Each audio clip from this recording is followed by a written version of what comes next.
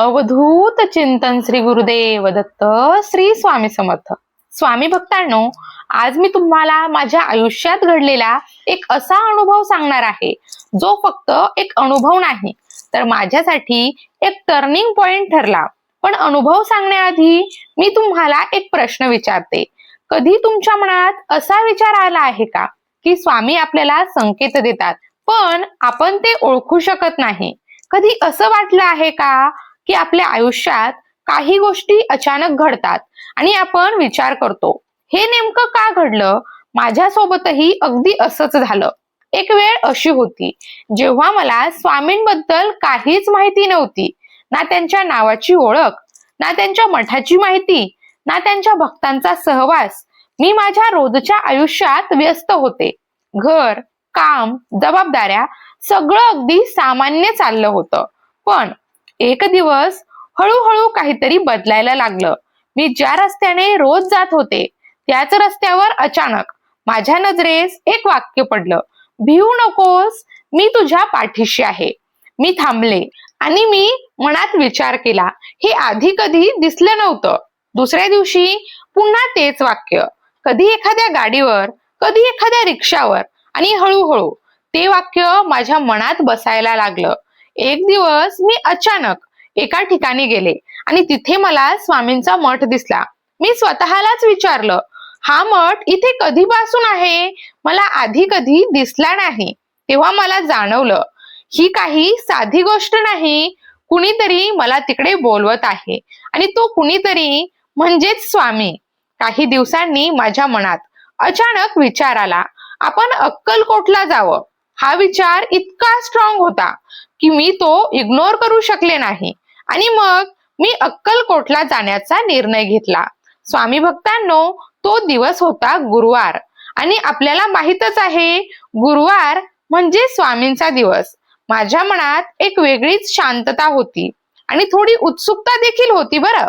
मी अक्कलकोटला पोहोचले आणि तिथे थेट समाधी मठात गेले. संध्याकाळची वेळ होती. आरती होण्याची तयारी सुरू होती. तेव्हाच एका ऑटोवाल्याने मला सांगितलं, ताई, इथली संध्याकाळची आरती खूप खास असते आणि पालखी देखील नक्की बघा. मी पालखी पाहण्यासाठी थांबले. तेव्हा मी एक वेगळीच गोष्ट पाहिली. काही महिला जमिनीवर झोपल्या होत्या. मला काहीच समजलं नाही. मी विचारलं, हे काय चाललं आहे? मग तिथल्या काही लोकांनी मला सांगितलं, पालखी खाली गेल्यावर मनातील अडचणी कमी होतात, वाईट शक्ती दूर होतात. हे ऐकून मला थोडंसं आश्चर्य वाटलं. मी मनात म्हटले, ठीक आहे, पुढच्या वेळी बघू. पण स्वामींची योजना मात्र काही वेगळीच होती. काही वेळानंतर पुन्हा पालखी येणार असल्याचं मला कळलं आणि यावेळी मी एक सेकंदही न विचार करता लगेच जागा घेतली. माझ्यासोबत माझी मुलगी देखील होती. आम्ही दोघीही त्या दिव्य क्षणासाठी तयार झालो. स्वामी भक्तांनो, तो क्षण मी आयुष्यभर कधीच विसरणार नाही. पालखी हळूहळू आमच्याकडे येत होती. वातावरणात जयघोष घुमत होता आणि आम्ही पूर्ण श्रद्धेने तिथे झोपलो होतो. आणि मग ती पालखी आमच्या अंगावरून गेली, पण मला कळलंच नाही ती कधी गेली. त्या क्षणी माझ्या शरीरात एक वेगळीच ऊर्जा जाणवत होती. डोळ्यातून अश्रू आपोआप येत होते. मन पूर्ण शांत झालं होतं. मला असं वाटत होतं, काहीतरी आतून बदलतंय, काहीतरी स्वच्छ होतंय. पालखी गेल्यानंतर मी आणि माझी मुलगी काही वेळ शांत बसलो आणि आम्हाला एकच भावना येत होती, खूप हलकं वाटतंय, जणू काहीतरी ओझं उतरलं होतं. यानंतर आरती सुरू झाली आणि त्या क्षणी पूर्ण वातावरण बदलून गेलं. मला असं वाटत होतं, स्वामी स्वतः तिथे बसले आहेत आणि माझ्याकडे पाहत आहेत. या सगळ्या अनुभवानंतर मला एक गोष्ट मात्र समजली, स्वामी आपल्याला संकेत देतात, पण ते समजण्यासाठी आपलं मन शांत असायला हवं. मित्रांनो, जर तुम्हाला कधी अक्कलकोटला जाण्याची संधी मिळाली तर नक्की जा.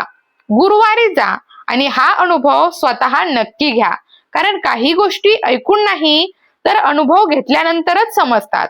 आजही मी रोज एकच प्रार्थना करते, स्वामी, मला योग्य मार्ग दाखवा आणि मला पूर्ण विश्वास आहे, स्वामी माझ्या सोबत आहेत.